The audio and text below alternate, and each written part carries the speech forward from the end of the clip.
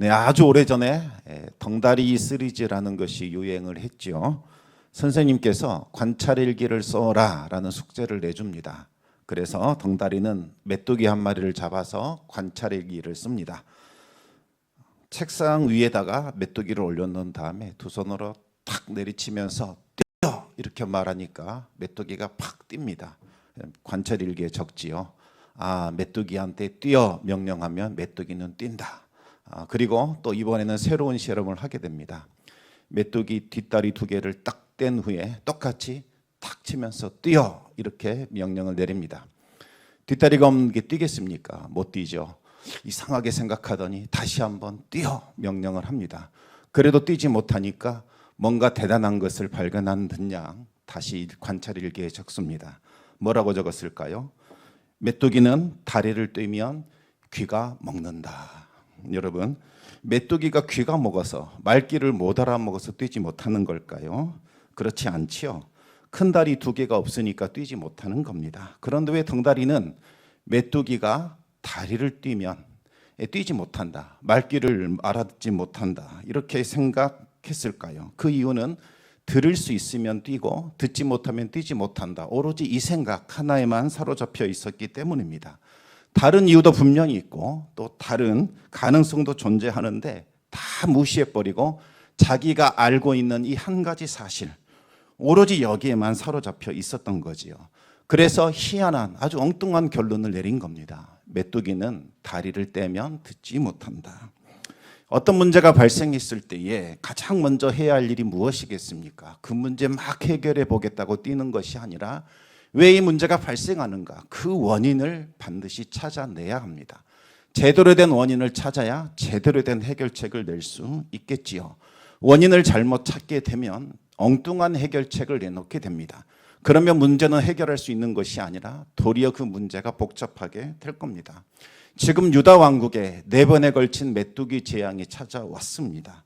분명히 이유가 있지요. 정확한 원인을 찾아내야만 이 문제에 대한 해결책도 찾아낼 수 있을 겁니다. 어떻게 하면 그 원인을 찾아낼 수 있을까요? 하나님께 여쭤보면 될 겁니다. 하나님, 4번에 걸친 이 극심한 재앙 우연히 찾아온 걸까요? 아니면 하나님께서 무언가 우리에게 말씀하시는 건가요? 이렇게 여쭈어야겠죠. 그런데 이 재앙에 대해서는 특별히 하나님께 여쭐 필요가 없었습니다. 왜요? 하나님께서 이미 요엘 선지자에게 그 원인이 무엇인지, 그리고 이스라엘이 해야 할 일이 무엇인지 알려주셨기 때문입니다. 하나님께서 요엘 선지자를 통해서 유다 백성들이 해야 할 일이 무엇인지, 지금 당장 다급하게 실천해야 할 일이 무엇인지를 말씀해 주셨습니다. 오늘 본문 13절 말씀을 같이 한번 읽어보겠습니다. 13절입니다. 제사장들아, 너희는 굵은 배로 동이고 슬피 울지어다. 제단에 수종드는 자들아, 너희는 울지어다. 내 하나님께 수종드는 자들아, 너희는 와서 굵은 베옷을 입고 밤이 새도록 누울지어다. 이는 소제와 전제를 너희 하나님의 성전에 드리지 못함이로다.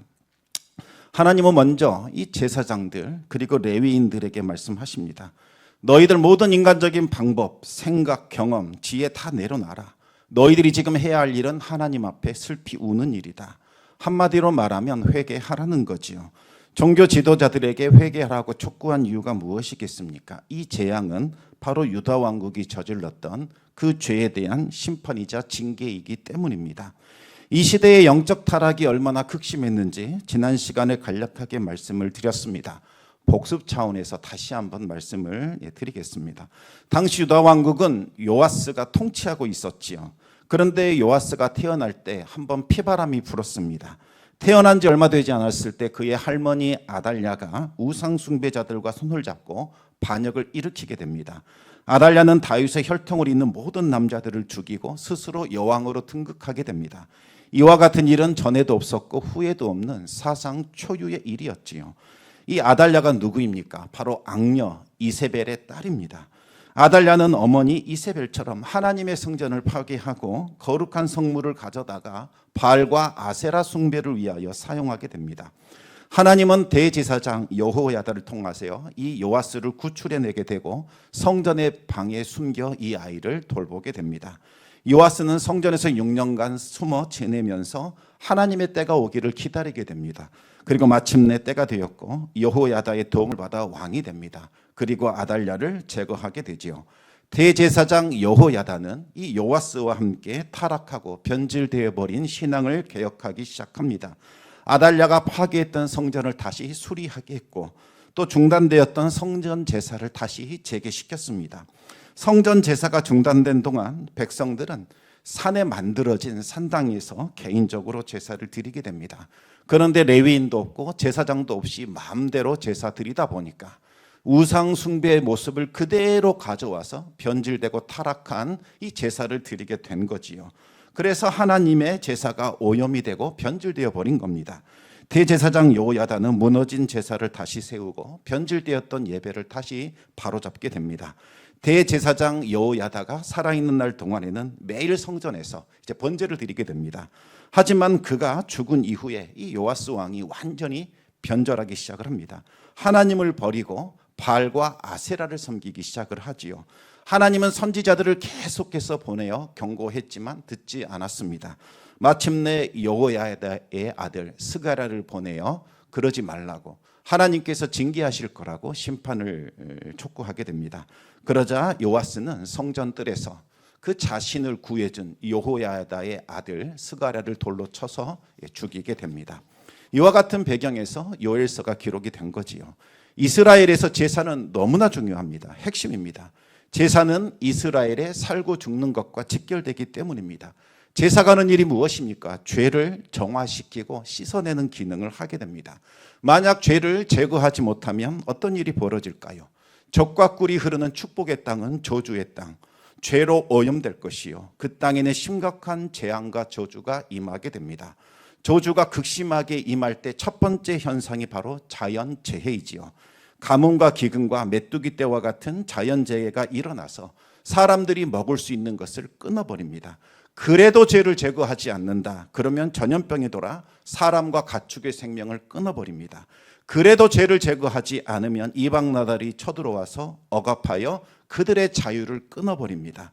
그래도 죄를 제거하지 않으면 이제는 땅에서 이 젖과 꿀이 흐르는 땅에서 그들은 끊어지게 되지요. 무슨 말입니까? 이방 나라들에게 나라를 빼앗기게 되고 그들의 포로로 끌려가게 되는 거지요. 하나님은 4번에 걸친 이 메뚜기 재앙을 통해요. 이제 하나님의 심판과 진노가 임박했다라는 것을 경고하고 있는 거지요. 그러면서 유다 백성들이 지금 당장 해야 할 일이 무엇인가? 어떻게 해야 이 임박한 심판과 진노에서 벗어날 수 있는가를 알려주신 겁니다. 유다 백성들이 가장 먼저 해야 할 일은 바로 회개하는 거지요. 지금 찾아온 재앙은 죄의 결과입니다. 죄의 문제를 해결하지 않는 한 임박한 심판과 진노를 벗어날 길은 없습니다. 하나님은 왜 이 교회를 통하여 이 회개를 촉구했을까요? 그들을 멸망시키겠다, 끝장내겠다 이런 의미가 아닙니다. 오히려 죄를 회개할 수 있는, 죄에서 벗어날 수 있는 기회를 주시는 겁니다. 앞으로 밀어닥칠 그 강하고 무시무시한 심판과 진노에서 벗어날 수 있는 구원의 길을 지금 알려주고 있는 겁니다. 그렇게 본다면 지금 찾아온 메뚜기 재앙은 또 극심한 기근은 유다 왕국을 멸망시키는 파멸이나 재앙이 아니라는 거지요. 오히려 그들을 살리고 고치고 회복시킬 수 있는 은혜의 기회가 되는 겁니다. 그러면 가장 먼저 회개해야 할 자들이 누구겠습니까? 바로 제사장들입니다. 왜요? 제사장들은 백성들의 신앙을 책임지는 영적 지도자들이기 때문입니다. 그런데 그들이 직무유기를 했습니다. 그뿐만 아니라 오히려 죄에 가담을 했지요. 그들이 가장 먼저 회개하고 굵은 배를 동여야 합니다. 굵은 배로 동인다는 말은 굵은 배옷을 입으라는 말이 아닙니다. 굵은 배로 허리띠를 띠라는 거죠. 이 말은 제사장이 제사장 직무를 수행할 때에 굵은 배로 허리띠를 묶었습니다. 그래야 옷자락이 바람에 흩날리지 않고 그 일을 잘 감당할 수 있지요. 당장 제사장 의복을 갖춰 입고 성전에 나와 하나님께 엎드려 회개하라는 말입니다. 의복을 갖춰 입으라는 것은 네가 누구냐? 너의 정체성을 분명히 하라는 겁니다. 하나님이 너를 제사장으로 부르셨으니 그 부르심에 합당하게 응답하라는 거지요. 하나님 앞에 서서 자기 자신을 바라보며 점검해야 합니다. 하나님의 심판대 앞에 서서 지나왔던 날들을 돌아볼 수 있어야 합니다. 지금 나는 하나님의 부르심에 합당하게 살아가고 있는가? 하나님 앞에 나는 부끄러움이 없는가 철저히 돌아보고 점검하라는 겁니다. 만약 부끄러움이 있다면, 합당하지 않는 모습이 있다면 빨리 서둘러 회개해야 합니다. 그래야 살아날 수 있습니다. 회개라는 것은 단순히 슬픈 감정을 갖거나 왜 그랬을까 후회하는 마음을 갖는 것을 말하는 것이 아닙니다. 돌아서는 겁니다. 방향을 바꾸어야 합니다. 원래 있어야 할 자리, 그 자리로 돌아가는 거지요. 이것이 회개입니다. 회개했다면 이제는 제사장의 자리로 처음 부르심을 받았던 그때의 마음가짐으로 돌아가야 합니다. 하나님이 주신 제사장의 사명, 목숨처럼 생명처럼 붙들어야 합니다. 이것이 바로 하나님이 원하시는 회개의 모습입니다. 진심으로 회개하는 사람은 슬피 울게 되어 있습니다. 하나님 앞에서 자신의 감춰진 은밀한 죄악들이 드러날 때에 머리카락을 쥐어뜯고 가슴을 치며 통곡할 수밖에 없지요. 이것은 장례식장에서 죽은 사람을 애도하면서 유족들이 통곡하는 바로 그 진심 어린 행위를 말하는 겁니다. 형식적인 회개는 눈물을 억지로 쥐어짜내지만 진정한 회개는 영혼 깊은 곳에서 눈물과 통곡이 흘러나오게 되어 있습니다. 하나님이 원하시는 것은 이 마음을 찢고 하나님께로 돌아오는 진정한 회개라 할 수 있습니다. 다음으로 회개할 대상은 누구일까요? 바로 제단에서 수종드는 레위인들입니다. 하나님은 이들을 향하여서도 울라고 하셨습니다. 오늘날 레위인은 누구일까요? 바로 이 목회자를 도와 함께 사역하는 중직자들, 항존 직분자들이라고 말할 수 있습니다. 이들 역시 제사장들과 함께 회개에 동참을 해야 합니다. 성전에 나와서 굵은 베옷을 입고 밤이 새도록 누우라는 겁니다. 집에서 편히 누워 잠들지 말고 비상 상황이니 나라가 멸망하게 되었으니 모든 것들이 끝날 지경이 되었으니 성전에 나와서 이불 깔아놓고 잠을 자면서 기도하라는 겁니다. 그만큼 지금 유다 왕국에 처한 상황이 심각한 비상사태라는 거지요. 지금은 하나님께 드릴 전제와 소제의 제물마저 없는 상태가 되었습니다. 소제와 전제로 드릴 양식이 없어서 하나님께 제사 드리지 못하고 있다는 겁니다. 그런데 원문을 보게 되면 금지되었다 이렇게 나옵니다. 없어서 드리지 못하는 것이 아니라 하나님께서 드리지 못하도록 다 끊어버리셨다는 거지요. 누가 없앴다는 말입니까? 바로 하나님이십니다. 하나님께서 제사를 너무나 원해 주시는데 경제 상황이 나빠서 제사를 못 드린다 이런 차원이 아니라는 거지요. 하나님께서 너희들이 드리는 제사가 너무 싫어서 제발 좀 제물 좀 갖고 오지 말라라는 그러한 마음 때문에 도저히 그들의 제사를 받을 수가 없어서 아예 양식을 다 끊어버렸다는 겁니다. 그것 들고 성전 마당 밟을까 봐, 그것 가지고 또 하나님 앞에 찾아와서 하나님 괴롭힐까 봐 하나님께서 유다 왕국의 모든 양식을 다 끊어버린 겁니다. 그들이 드리는 제사가 얼마나 심각한 것인지 깨닫게 하기 위하여 4번에 걸친 메뚜기 재앙 그리고 곧이어 찾아온 기근을 통해서 그 땅에서 모든 곡식을 다 없애버렸다라는 말씀이지요. 얼마나 유다 백성들이 드리는 제사가 하나님을 괴롭게 했고 하나님으로 하여금 수치심과 모멸감을 느끼게 했던 걸까요? 여러분, 하나님은 제물의 피나 기름을 원하지 않습니다. 우리에게 제사 좀 드려달라고 구걸하는 분 아닙니다. 하나님을 그런 분으로 만들어서는 안 됩니다. 내가 하나님 예배 한번 드려줄게요. 나왔으니 기분 좋으시죠? 이거 아니라는 겁니다. 하나님이 원하시는 것은 진정으로 죄를 깨닫고 회개하여 하나님께로 돌아오는 것, 그걸 원하시지요. 그것이 바로 제사가 해야 할 기능인 겁니다. 하나님은 무너지고 변질된 제사를 온전히 회복시키기 위하여 먼저 제사장들과 레위인들에게 회개를 명하신 겁니다. 물론 이들 중에는 신실한 종들도 있었을 겁니다. 그들 입장에서는 왜 우리가 회개해야 하나 그렇게 생각할 수도 있지요. 그러나 그들 역시 함께 책임감을 느끼며 회개해야 합니다. 역사를 보시면 어려움이 찾아왔을 때 신실한 주의 종들이 가장 먼저 회개를 합니다. 모세도 예레미야도 다니엘도 그와 같은 신실한 자들이 가장 먼저 하나님 앞에 엎드려 회개했습니다. 그들은 백성 앞에 서서 슬피 울며 회개했습니다. 백성들이 저질렀던 그 죄악을 마치 자기 자신이 저지른 죄악으로 여기면서 마음을 찢고 하나님 앞에 회개했습니다. 이것이 하나님의 아픈 마음을 아는 성도들, 하나님을 가까이 하는, 하나님을 가장 잘 아는 종들이 하는 행동입니다. 하나님의 마음을 아는 성도라면 백성들의 죄를 끌어안고 가슴을 치며 회개합니다. 죄를 가장 많이 저지른 사람들이 가장 많이 회개하는 것 아닙니다. 회개하지 않아도 되는 사람, 이 사람은 회개할 필요가 없는 사람, 그들이 가장 많이 회개하는 법입니다. 하나님 앞에서 신실하고 의로운 사람이 가장 민감하게 죄를 느끼면서 하나님 앞에 회개한다는 거지요. 소돔과 고모라가 멸망한 것은 죄인들이 회개하지 않았기 때문이 아니었지요. 그 땅을 품고 회개 기도할 수 있는 의인 10명이 없었기 때문입니다. 그들은 패역한 땅을 위하여 거룩한 성읍을 쌓아 올립니다. 성에 무너진 데를 막아서는 자들입니다. 하나님의 자비와 긍휼을 붙들고 그 땅이 멸망에서 벗어날 수 있도록 가슴을 치며 울부짖는 자들, 바로 그들이 하나님의 진노를 막아서는 자들이지요. 교회에서 중요한 직분을 맡으셨다면 다른 누구보다 가장 먼저, 그리고 가장 많이 회개해야 합니다. 내 잘못 아닌데, 난 아무 상관없어, 누구 때문이다, 책임을 회피하고 전가하지 않습니다. 모든 것을 나의 부덕함과 나의 죄악과 나의 책임으로 느끼며 하나님 앞에 엎드려 가슴을 치며 기도합니다.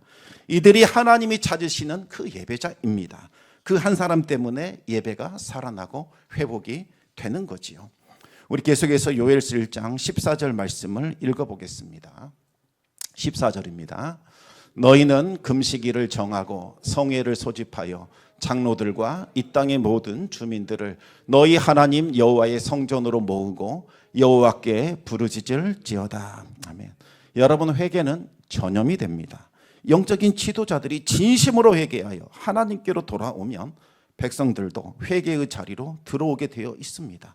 따라서 영적인 지도자들이 먼저 솔선수범하여 본을 보여줘야 하지요. 그래야 그 모습 보고 백성들도 죄의 심각성을 깨닫고 회개의 자리로 들어오는 겁니다. 영적인 지도자들이 하나님 앞에 철저히 회개했다면 이제 금식일을 정해서 백성들이 회개할 수 있는 자리를 만들어 줘야 되지요. 이스라엘은 국가적인 위기를 만날 때마다 금식일을 정해 기도했습니다. 바벨론 포로로 잡혀갔을 때에 그들은 1년에 4번 금식일을 정해 기도를 했지요. 에스더도 위기를 만났을 때에 백성들에게 3일간 나를 위하여 금식 기도해달라, 그렇게 요청을 했습니다. 금식 기도가 무엇입니까? 자신을 괴롭게 하면서 오로지 기도에만 집중하는 기도를 말합니다. 육체에 이 필요한 음식을 중단시키면서 오직 하나님 한 분만을 바라보며 의지합니다. 하나님만이 나의 생명이십니다. 하나님이 살려주시면 저는 살 것이요, 하나님께서 저를 방치하시면 저는 죽을 겁니다. 오직 하나님만이 나를 살리시고 구원하실 수 있는 구원자라는 것을 고백하면서 절박하게 하나님께 매달리는 기도가 금식 기도입니다. 지금은 평범한 기도를 드릴 때가 아니라는 거지요. 육체의 모든 즐거움을 끊어버리고 금식하며 하나님께 굴복하여 간절히 기도하라는 겁니다. 다음으로 해야 할 일은 이제 성회를 모집해야 합니다. 성회는 거룩한 집회를 말하는 거지요. 수많은 사람들이 한 자리에 모여 이제 특별한 집회를 가져야 합니다. 백성들이 한 자리에 모여 한 마음과 한 뜻으로 하나님 앞에 나아가야 합니다. 이 일에 솔선수범해야 하는 분들이 바로 장로님들입니다. 이들은 백성들의 신앙을 바르게 이끌어야 할 책임을 가지고 있는 직분자들이지요.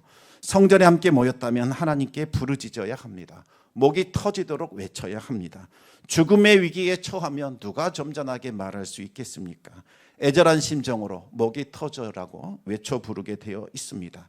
하나님이 진정으로 원하시는 것은 바로 이 회개입니다. 모든 백성들이 함께 모여 금식하고 성회로 모여 하나님께 부르짖는 회개를 원하십니다. 이것이 죄를 해결할 수 있는 유일한 방법이라는 겁니다. 그런데 이상한 것이 있습니다. 여기 보면 제사장도 나오고 레위인도 나오고 장로도 나오고 백성도 다 소집이 됩니다. 그런데 왕은 빠져 있습니다. 왜 그럴까요? 당시 요아스는 너무나 교만했지요. 대제사장 여호야다가 베푼 은혜를 잊어버리고 교만하고 오만방자하게 행동을 하게 됩니다. 여호야다의 아들 스가랴가 회개를 촉구했을 때에 하나님의 성전 마당에서 그를 돌로 쳐서 죽이게 됩니다. 돌로 쳐서 죽이는 사형법은 신성모독한 죄를 처단하는 방법입니다. 하나님이 보내신 선지자를 신성모독죄를 물어 그것도 하나님의 거룩한 성전에서 그를 죽인 거지요. 회개의 가능성이 전혀 없는 악한 상태가 되었습니다. 하나님께서 그를 용서하지 않으신 겁니다. 그래서 하나님은 불러야 할 자를 부르지 않으신 거지요. 여러분, 마땅히 있어야 할 회개 자리에 내가 들어가지 않는다. 아, 좋다, 내가 빠져도 되는구나, 아니라는 겁니다. 회개의 기회조차 주어지지 않는 것, 이것은 하나님께서 유기하신 것, 버리신 거지요. 기도하지 않아도 되니 좋아할 일이 아니라는 겁니다. 우리가 이와 같은 상황에 빠지면 안 되는 겁니다. 오늘 본문 15절 말씀 계속해서 읽어보겠습니다. 15절입니다. 슬프다 그날이여 여호와의 날이 가까웠으니 곧 멸망같이 전능자에게로부터 이르리로다. 요엘서의 가장 중요한 핵심, 가장 중요한 사상, 가장 외치고 싶어 했던 단어가 나옵니다. 바로 여호와의 날입니다. 여호와의 날이라는 단어는 선지자 요엘이 가장 먼저 사용한 단어입니다. 그리고 구약 성경에 한 10번 정도 나오는데 이 짧은 요엘서에만 벌써 5번이나 나오고 있습니다. 여호와의 날은 어떤 날입니까? 여호와 하나님께서 인류 역사에 개입하는 날을 뜻합니다. 하나님께서 인류 역사에 개입하시면 이제 어떤 일이 일어날까요? 상반되는 두 가지 일이 동시에 일어나게 됩니다. 바로 심판과 구원이지요. 하나님을 의지하는 백성들에게 여호와의 날은 구원의 날이 됩니다. 그러나 하나님을 대적하는 원수들에게는 심판의 날이 됩니다. 그런데 요엘은 말하기를 이 날은 기쁨의 날이 아니라 슬픔의 날이 될 것이다. 이렇게 경고하고 있는 거지요. 심판의 날이 된다는 겁니다. 그날은 멸망의 날이요 혹독한 심판의 날입니다. 이 말을 들은 유다 백성들은 깜짝 놀랐을 겁니다. 충격받았을 겁니다. 그들은 여호와의 날은 우리를 구원해 주는 구원의 날이라고 굳게 믿고 있었습니다. 그날에 하나님은 이방 백성들을 심판하실 것이요 우리 유다 백성들은 구원받고 온 세상에 높임을 받아 존귀하게 될 것이다. 그렇게 생각하고 있었던 겁니다. 왜요? 하나님은 오로지 유다 백성들 이들만을 특별하게 사랑한다고 생각했기 때문이죠. 따라서 우리가 어떤 일을 저지른다 할지라도 하나님은 무조건 우리를 사랑할 수밖에 없다. 그렇게 생각하고 있었습니다. 그래서 여호와의 날이 오면 원수들은 심판받아 멸망하지만 우리 유다 백성들은 구원을 받고 회복될 것이다. 그렇게 믿었던 겁니다. 그들은 여호와의 날을 회복의 날, 구원의 날, 기쁨의 날이라고만 생각을 한 겁니다. 심판의 날이 될 것이라고는 전혀 생각하지도 못했던 거지요. 하지만 요엘은 그들을 향하여 말합니다. 착각하지 마라. 그날은 너희들에게 기쁨의 날이 아니다. 구원의 날이 아니다. 심판과 멸망과 슬픔의 날이 될 것이다. 하나님께서 온 세상을 심판하실 때에 유다 백성들 너희도 함께 심판의 대상에 집어넣을 것이다. 그렇게 말씀하고 있는 겁니다. 왜 그럴까요? 그들은 이미 이방 백성들보다 더 악하고 타락한 모습으로 살아가고 있고 하나님이 베푸시는 은혜의 손길을 이미 거절했고 그들은 악한 정욕과 마음의 욕심을 따라 살아가고 있었기 때문입니다. 여호와의 날이 오면 어떤 일들이 벌어지는 걸까요? 16절 말씀만 읽어보겠습니다. 16절입니다. 먹을 것이 우리 눈앞에 끊어지지 아니하였느냐? 기쁨과 즐거움이 우리 하나님의 성전에서 끊어지지 아니하였느냐? 여호와의 날이 오게 되면 끊어지는 일이 벌어집니다. 먹을 것이 끊어집니다. 먹을 것이 끊어진다는 것은 더 이상 살아갈 수 없다는 것을 말하는 거지요. 예배의 기쁨도 끊어지게 됩니다.